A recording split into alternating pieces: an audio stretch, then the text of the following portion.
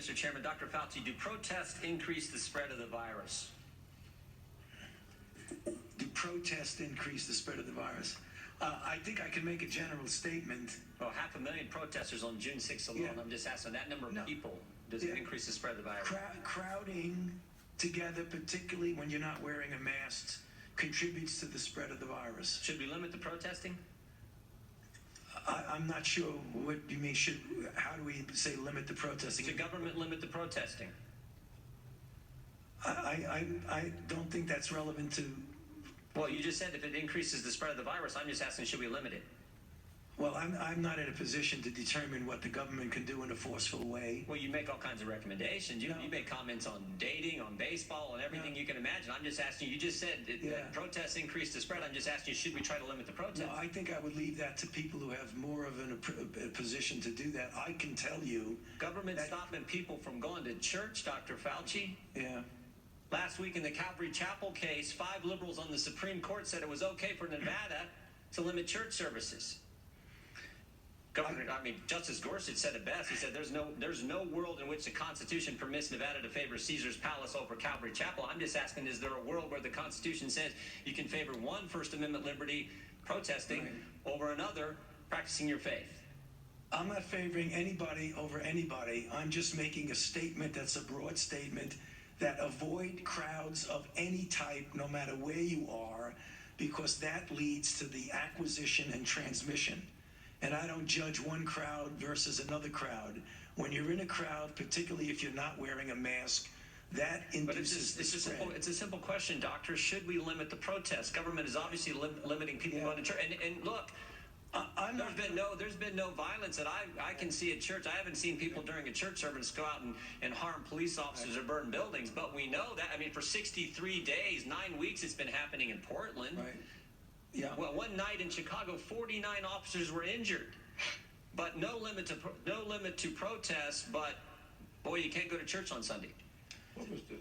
I don't know how many times I can answer that. I'm not going to opine on limiting anything. I'm just going to tell you. You've opined on a lot of things, Dr. Fauci. Yeah, but I've never. This is something that directly impacts the spread of the virus, and I'm asking your position on the protest. Yeah, I'm not going to opine on limiting anything. I'm telling you what it is, the danger. And you can make your own conclusion about that. You should stay away from crowds, no matter where the crowds are. Government has stopped people from going to work. In fact, just in New Jersey 4 days ago, Ian Smith, Frank Trombetta were arrested for trying to operate their business, their gym. They were arrested.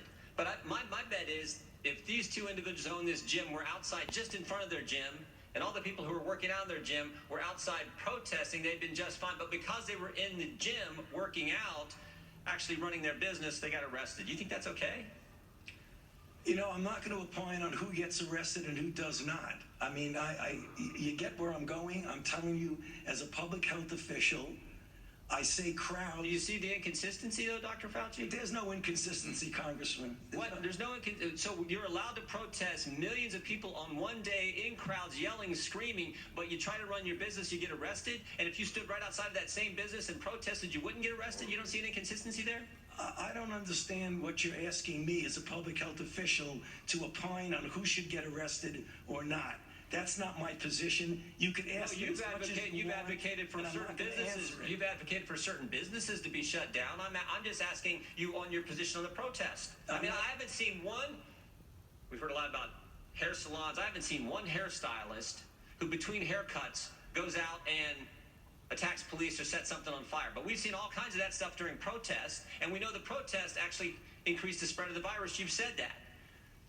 I said crowds. I didn't say specifically. I didn't say protests do anything. So the protests don't increase the spread of the virus? I didn't say that. You're putting words in my mouth. No, I just want an answer to the question. Do the protests increase the spread of the virus? I don't have any scientific evidence that anything. I can tell you that crowds are known, particularly when you don't have a mask, to increase the acquisition and transmission.